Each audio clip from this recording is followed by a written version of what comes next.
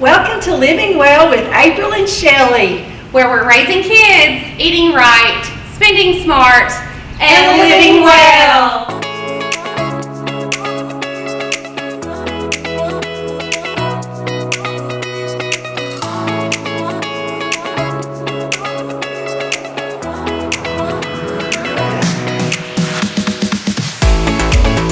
You know, Shelly, this is July, and I'm so excited. The month of July, I always think about 4th of July, family get-togethers and grilling out, and I'm just so excited today about what we're going to talk about. I am too, April. You know, one thing that we love to do during the summertime is take the kids to the lake and state parks, and we have picnics and snacks, and one important part of that is always considering food safety. And so with us today we have Dr. Janie Burney. She is our University of Tennessee Extension Professor and Extension Specialist in Nutrition. Thank you for coming, Dr. Oh, Burney. you're welcome. Thank you all.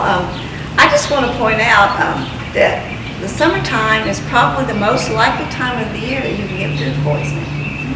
It's hot, and that's the time that bacteria can grow and make us sick from food if we're not careful how to handle it. And so you're going to teach us all kinds of tips and tricks today, aren't you? Sure. I'll tell you what I know.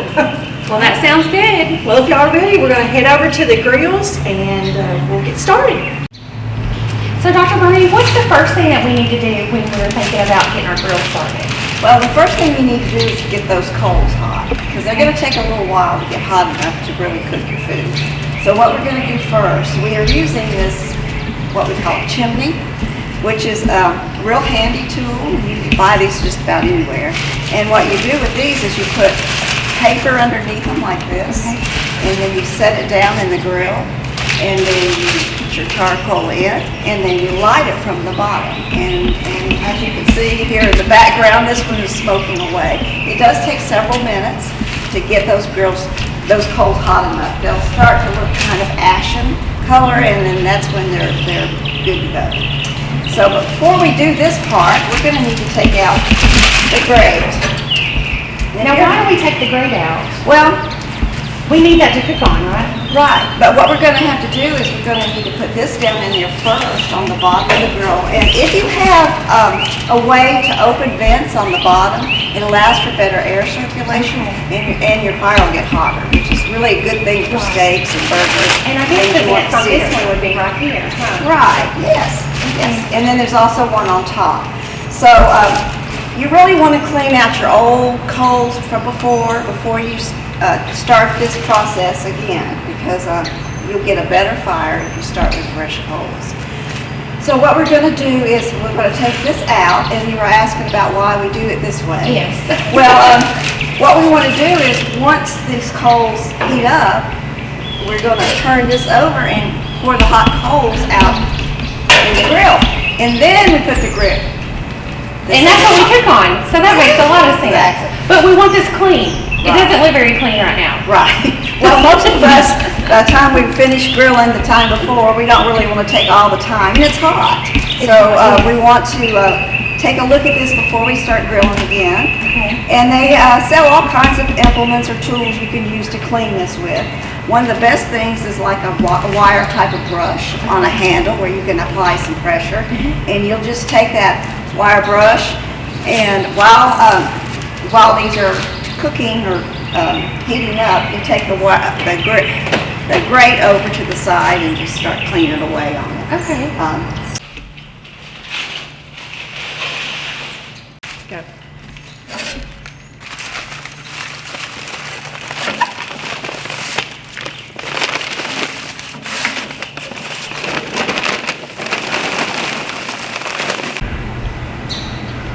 Okay, so now that we're waiting on our coals to get hot so we can start cooking, we're going to go ahead and clean off the grate. So as you can see, this has got quite a bit on it from last time that we cooked, and so we want to get that off the grate before we put it on. Now, it's not really necessary that you sanitize it, because the heat from the grill is going to kill anything on there that you would be concerned about. But you do want to get as much of the grease and pieces of food from last time off that you can. So what I'm going to do, I like to sort of Apply quite a bit of pressure to it because some of it can get really tough to clean off. So I'm just going to set this down on the ground. We put a piece of paper here so it will catch a lot of the stuff. Or you can do it out in your grass or wherever you might be. So we're just going to go apply some pressure and just clean that grill off the best we can. I usually start with one side and then flip it over and finish the other side. So you'll do this till you get all the loose material off from the last time you grilled.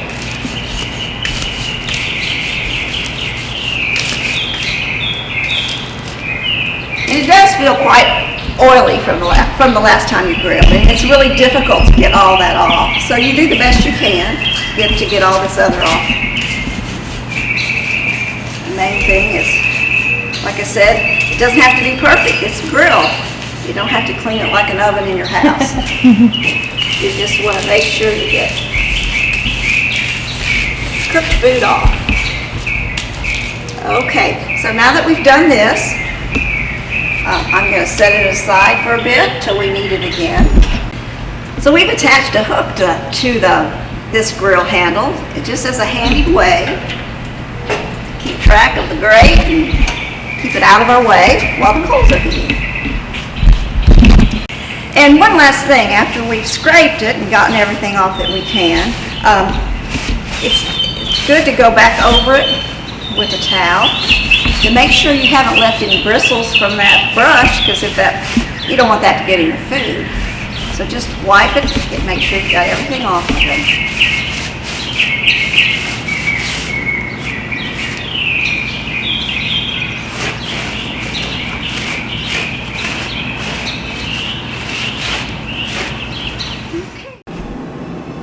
So Dr. Burney, we have our meat, we have our chicken and our pork and our hamburger meat and our steak meat ready, already marinated and ready to go. Tell us a little bit about some of the general food safety principle guidelines that we need to follow before we go out to the grill. Okay, alrighty. One of the things to think about is if you're grilling away from home and away from your refrigerator, you need to take some type of cooler, some way to keep this meat cold, because once you get outdoors and temperatures get high, if it's 90 degrees, it doesn't take long for bacteria to start growing in your food. So we have taken this out of the refrigerator, and what we're going to do is talk a little bit about how we've prepared the meat to go on the grill, and we'll talk about food safety as we go along.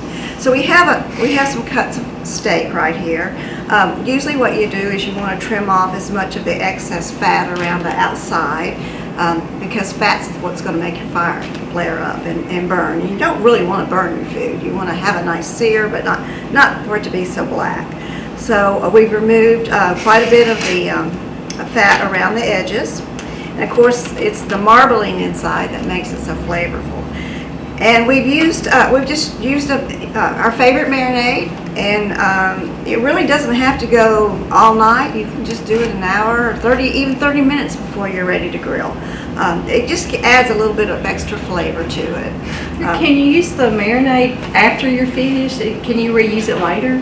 You could, but it needs to be cooked, because you can imagine it's been in this raw meat, and so you want to make sure that it's good and hot before you ever use it. So if you don't plan to use it to make a gravy or a sauce of some sort, then you do need to get rid of it, and you definitely don't want to use it like it is, uncooked.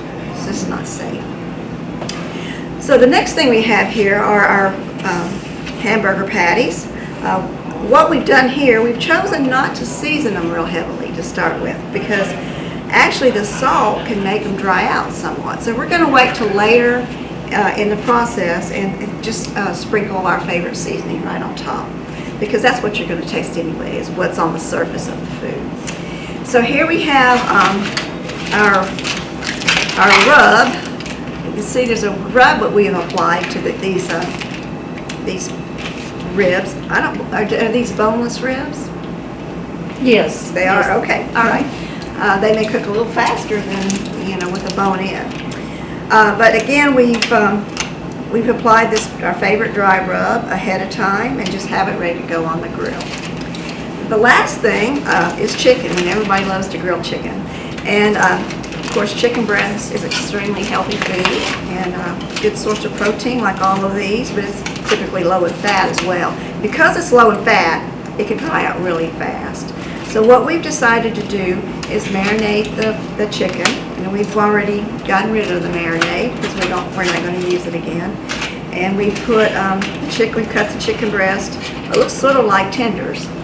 You can buy a whole chicken breast and cut it up yourself. Some people like to grill chicken breast with the bone in, and it's real flavorful that way. But you can, if you prefer your chicken boneless, you can just cut it up or buy tenders, and we just put it on the skewers so that we can put it on the grill. And so the marinade is just a mixture of Italian seasonings and oil. And it's typically, when you marinate foods, you've got some type of acid, which helps it just tenderizes the surface more or less. It doesn't really go down deep into the food, but it adds flavor and kind of softens the food on the surface. So these are all ready to go on our grill. We're ready for the next step. Okay, Shelly, we're ready for the next step. It looks like our coals are nice and hot, and if you hold your hand over them, you can just feel exactly how hot those are. Very hot. So they've gotten kind of gray, and there's some ash, so they should be good to go. One thing I want to say is we did not put lighter fluid in these, and you might wonder why. You don't really have to when you're using these chimneys. That's another nice advantage of the chimneys. Another good advantage of these chimneys is that if there's a lot of wind going on, it kind of keeps the heat concentrated on the coals, and they do heat up fast this way. So this is really an easier way to do it. So at this point, what we're going to do is we've opened up, if your grill has a vent on the bottom or because it really needs enough oxygen to keep that fire hot and going. If you close everything up, then it puts the fire out. Okay. So at this point, we've done all that. We're ready to dump the charcoal on. So we're just going to use some gloves because these chimneys can get so hot. Pour it out. Okay. And we're going to set the chimneys aside on this concrete. All right, so at this point, we've got some really good hot coals. And we're going to take our tongs and spread them out just a little bit. Now, if you're going to do chicken and pork that has to cook for quite a while, you don't want to cook it too fast under too hot a fire. You really need to have a place on your grill that's just a little bit cooler if you're planning to do those as well. You want a nice sear, so you want it hot at first, but then you want to be able to move it over to a cooler spot. So since we're going to do chicken and the pork, what we might do on this grill is, I'm just moving the briquettes over to the side so that the heat's concentrated on this left side and it's not as hot here. So that would be our high side on the left and our medium side on the right. Right. Less direct heat that way. And then I'm going to take the grate that we've cleaned off,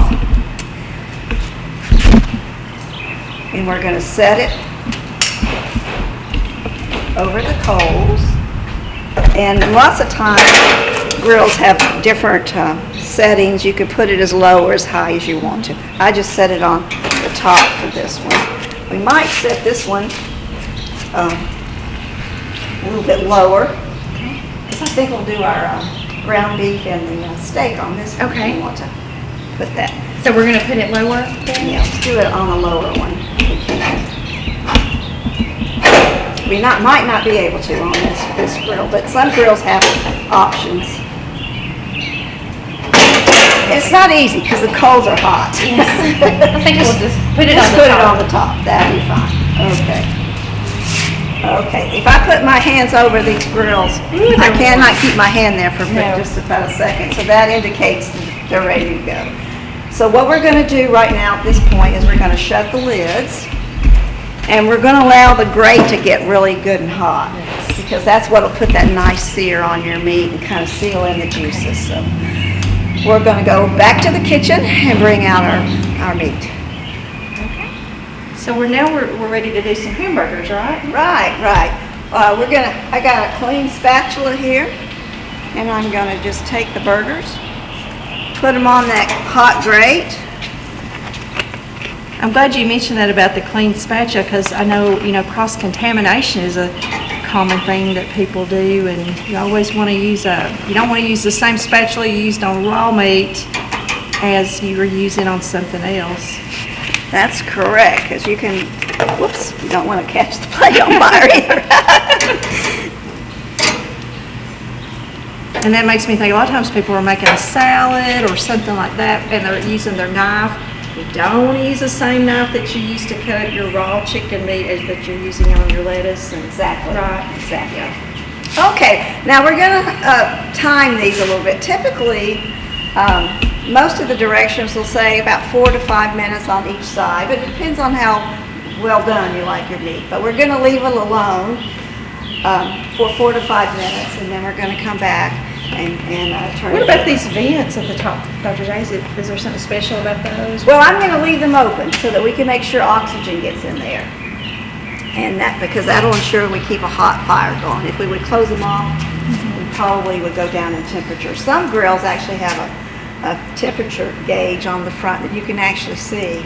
And it is best too to close the lids if you can, if you have this type of grill. Sometimes you can't when you're out in a picnic place that's got open grills, but this allows, it cooks, gets hot all the way through this way. It cooks in the 4 to 5 minutes per side that it usually takes for these types of meats.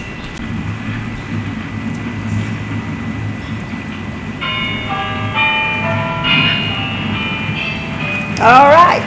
Well, it sounds like we're ready to flip the steaks over. So let's take a look, see how they're doing. They're cooking just great.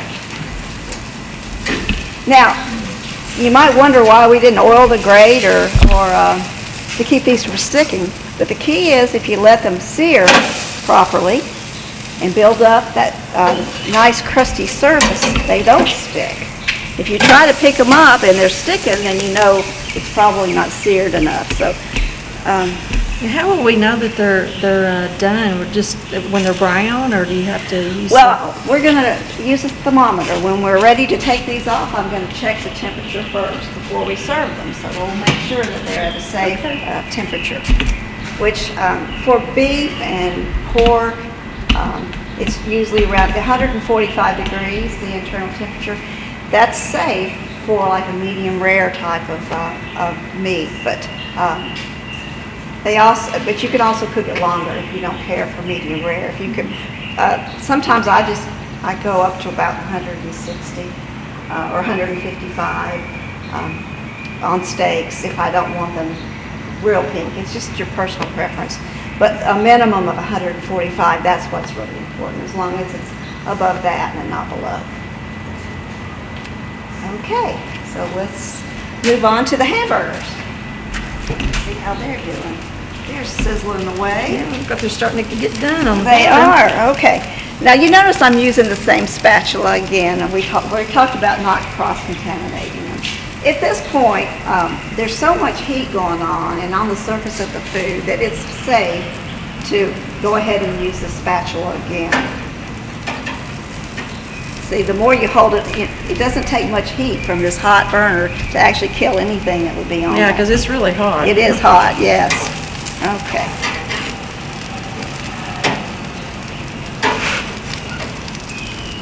Now, hamburgers, because they're ground meat, they have to cook to a little bit higher temperature than a solid piece of meat like a thick pork chop or a piece of steak or a roast. They need to go to about 160 degrees at least. I've wondered, when I go to restaurants and I order a burger, sometimes they'll ask me if I want it well done, and I'm like, I always thought that it had to be to a certain temperature. It does. And you can't really use the color of the meat to really decide if it is a safe temperature. So what we're going to do when we take these off before we serve them, just like the steak, we're going to check that internal temperature and see if they've gotten to. Yeah, I know so to that many people will 160 just degrees. break it open, and if it's brown, they think it's done, but Right. it may not be the right Yeah. temperature. A lot of things can cause it to turn brown. Doesn't necessarily mean that it's well heated. It's how old the meat is, the lights. It's been under a lot of different things, so it's not really a good reflection of whether or not it's safe. So I'm gonna put that down again, and we're going another 4 to 5 minutes on these to make sure they're done before. And when I take them off again, I'm gonna check that temperature. All right, we're back. Dr. Burney, do you think these are done? Well, let's give it a try. Oops, that's the handle. These have a great color, so let's just see what the temperature looks like on the inside. I'm gonna put them on this platter. You notice we're using a clean platter here. I'm not using the same pan that I had that raw meat in. Yes. We don't want to cross-contaminate. Exactly. So what I'm going to do at this point, I'm going to put this back down so that we can keep heat in there for whatever we want to grill next. So I'm using just a digital thermometer. This one says a grilling thermometer. It doesn't have to be a grilling thermometer. It can be any kind of digital thermometer or a dial, whatever you have at home. The important thing is that it's accurate. So what we're going to do is take our thermometer and put it in the, this doesn't have bone, so we don't have to worry about avoiding bone, but I'm going to put this thermometer down inside the meat, about in the middle, in the thickest part, and I'm going to measure to see. So this tells me that it's only 136 degrees, so I need to put it back on the grill and let it cook a little bit longer. Sometimes too, when you do a marinade like this, you can see the juices running out. You can't tell, how rare the meat is inside. I mean, to look at it, you think it's done. Yeah, you do. Okay, so I'm going to put this back on. So of course, the hotter your grill, the faster these are going to cook. So I usually start after that initial 10 minutes. I'll start checking the temperature. Now this is a smaller piece of meat, so we're going to go ahead and see what it looks like. Okay, so I'm going to just insert the end of the thermometer down in the middle again, what the temperature is inside. Okay, we're already up to 167. See, it's a smaller piece of meat. It's a smaller piece, yeah. Yeah. So your people who like it more well done will probably enjoy that piece of meat versus the other. So we're going to give it the steak a little bit longer to cook, and then we'll take it out. Let's take a look at our burgers. They're looking really good. So these are all the same size, so I generally pull off the ones that are smaller first, check the temperature, but I think any of these will work. Okay, let's put that on the grill. You can put it right through the side if you want, if you can. Depends on how thick they are. Oh yes, these are done. They're way over above 145, so if you like them. But they don't look like they're going to be dried out. They look nice. No, they're very juicy. moist looking. And one of the things we've done, if you remember we talked about earlier, was we didn't salt these yet or season them. So at this point is when we're going to add some seasoning. It'll be on the surface of the food where you can really taste them. So I'm sure these are all done. All right. I'm getting hungry. How about you? They look pretty good. Okay, we ready for the chicken and the pork? Yes. Okay, let's get started. I keep wanting to open it. Okay, so I've got clean tongs, and we haven't said this, but you really should wash your hands very well before you handle food, and then we're going to wash them after we handle food. So that's important to remember. Okay, so I'm going to take these clean tongs. These are the ribs, and these are boneless. I can still hear that good sizzle, so that tells me our grill is nice and hot.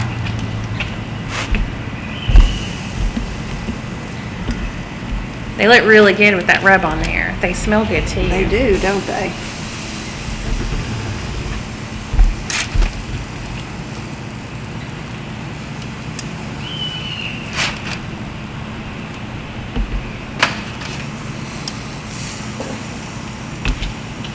Okay, Shelly, it's been about 5 minutes? It has. We set our timer and it went off. We're gonna take a look at the pork.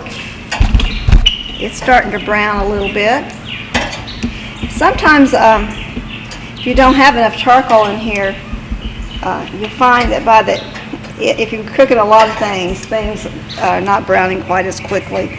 So you want to make sure you put enough charcoal in there in the very beginning if you're planning on cooking several things like we are today. But this looks like we're getting some good marks on the food. It looks really good. Now, it's a little hard to tell because of the rub. Right. So you got to be careful with that, right? Right. We're just going to go ahead with another 4 to 5 minutes, and then I will check the temperature before we eat it. Okay, great. Should we check our chicken? We sure should. So it's been also about 4 or 5 minutes on the chicken. So I'm just going to, it's going to be kind of hot. Let me see if I can manage this. Pick it up with this. Okay. Well, there's a few little marks on the chicken. Right. So it looks like the steak and the hamburger is going to cook a lot faster than these types of food. Right. Yeah. One of the things that happens, like I said, is after a while, if you've cooked a lot of different things, it just doesn't feel as hot as it was. And so if that happens, you can either leave it on the grill longer to get to that temperature or finish it in the kitchen. You could easily, put it in your oven for a few minutes. You'd still get that charcoal flavor. Yes. But you're going to make sure it's safe. Well, you have learned how to maneuver with those tongs, haven't you? My first inclination is just to pick them up, but I don't know how hot things are. Sure. There, so, and I don't want to burn. And I don't want to burn. Yes, I don't want you to get burned. So we're gonna shut that lid again and give it a little bit longer. We'll set our timer again then. So Dr. Burney, we've got all of our sides ready to go, waiting on our meat to get done off the grill. What are some food safety tips that you can give us related to some of these sides? Well, as we said in the very beginning, it's the season for foodborne illness or food poisoning, as some people call it. So you really do have to handle food safely in the heat. So today the weather's not even up to 90 degrees, but the general rule of thumb is you never want to leave your food out more than 2 hours. If it's, you just want to actually refrigerate it as soon as you're done eating it. Or if it's approaching 2 hours, get it in the refrigerator or get it in this cooler. Right. So that will protect the food from bacteria grow real quickly in warm temperatures, and we call that 40 to 140 degrees temperature range the danger zone, because many bacteria will multiply about every 20 minutes in that heat, and when you've got a lot of different cells and they're all multiplying, you can get really sick depending on whichever bug that you're eating. So we want to be. It's the temperature and the time that we really want to be careful about when food is out of the refrigerator. Now, does it matter about the types of ingredients that we use? It looks like, this probably has like a vinegar-based dressing, and then of course we know that the potato salad probably has more of a mayonnaise-based dressing. Right. A lot of people will just assume that because it's got mayonnaise in it, that mayonnaise is dangerous. It's not really the mayonnaise, actually. The mayonnaise is pretty acidic, and most of the bacteria that really cause illness that we're talking about today, they don't grow very well in the mayonnaise because it's so acidic. But once you start adding the potatoes and the pickles and those eggs, then that makes it a whole lot less acidic, and things can grow real well in that. And you also have added some acid to that, but without testing it and finding out what the pH is, we really don't know if it's the pH is low enough to keep those pathogens from growing in there. So and we're not going to do that. We're not going to test the pH level in the house. So we might as well be as safe as possible. Right, and that's why we want to use that 2-hour rule, because it's or 1 hour if it's this summer. I think next week they're already forecasting in the 90s. So the 1 hour rule for next week. So. Now you mentioned eggs, and I thought you had made us some deviled eggs. Where did they go? Well, I did, but I wanted to be sure they didn't make us sick. So I put them in our cooler. Oh, good. So on plenty of ice. And that's important if you're outside and away from your refrigerator, is is to have a cooler with ice in it to put these things in and hold it till you're just ready to eat. Okay, great. Well, I can't wait until our meat gets off the grill. It's so that done we pretty can... soon. Okay, awesome. Should we go check those now? I think we should. Okay, Let's go. So, Dr. Burney, we've gotten our ribs to the correct temperature, so they're about to come off the grill. What do we do next? Well, now's the time if you want to add your barbecue sauces. Things that are sweet like that, they can really cause a mess and stick if you put them on there too soon and burn because of the sugar in them. So now's a good time to do that because we're going to leave these on there just a little bit longer and take them off. So we just brush it on like this? Right. Mm-hmm. They look delicious. They do look good. A lot of people like a charcoal grill because they like this smoky, and smokers are really, they're really popular now. They really are popular. I know a few people that live close to us that have gotten smokers recently. They seem to smoke meat all the time. So charcoal grills, you really don't have to pay a lot for one and to get a good one. Well, in some parks, they actually have the grill there for you. You just have to bring the charcoal. That's true. Does that look okay? That looks delicious. Okay, so we'll put do we put the hood down again? Yeah, we'll go ahead and give it just another minute or two, and then we'll take them off the grill. So, Dr. Burney, can you tell us, just as a reminder, what temperature we should cook these different meats to? We do have some beef steaks here. Okay, so these are solid pieces of meat, just like the pork spare ribs are. So solid pieces of meat need to come to a minimum of 145 degrees. So you don't want to take them off the grill before that. And one of the things that's considered medium rare. So another thing is at 145 degrees, you do need to let them sit for 3 to 4 minutes. They call it standing time. That not only lets the juices kind of distribute themselves throughout the meat, but also the temperature continues to rise a little bit. Okay. So, but I think our personal preference was to cook these to about 155, around in there, and that's what we did. It's just a personal preference. But you definitely don't have to overcook meat. It can make them less tasty and less juicy. So with the ground beef, it needs to be a little hotter, as I said, because it's ground, and sometimes it can be more, the inside can be more contaminated possibly than the solid piece of meat. So 160 degrees is what we did for the hamburger meat.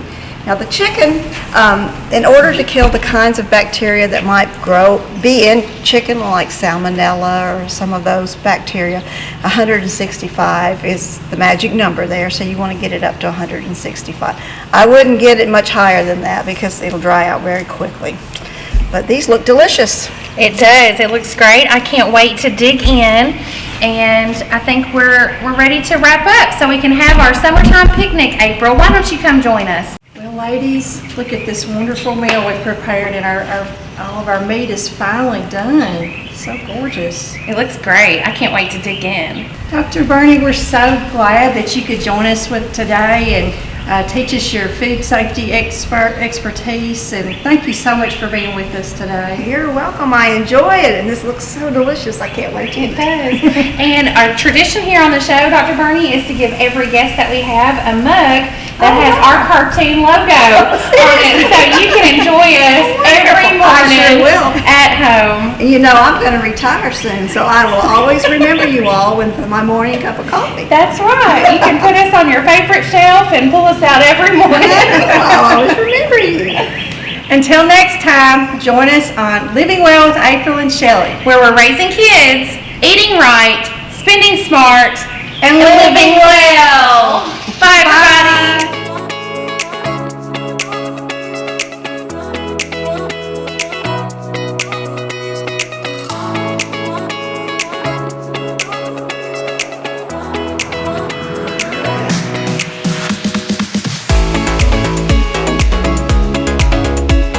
Until next time, this is April and Shelly with... Until next time, this is Living Well with April and Shelly. That was making weird. Okay. Until next time, this is Living Well with April and Shelly, where we're... No. So I'm going to just read it.